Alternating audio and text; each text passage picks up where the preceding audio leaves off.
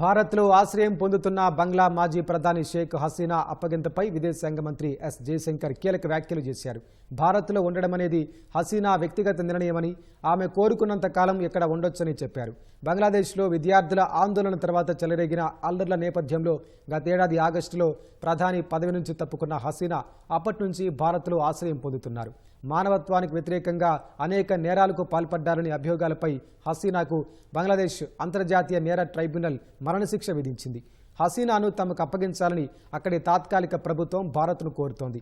ఈ నేపథ్యంలో భారత్లో హసీనా ఆశ్రయానికి సంబంధించి ఓ జాతీయ మీడియా అడిగిన ప్రశ్నకు స్పందించిన జయశంకర్ ఇక్కడ ఉండాలా లేదా అనేది పూర్తిగా ఆమె నిర్ణయమే అన్నారు.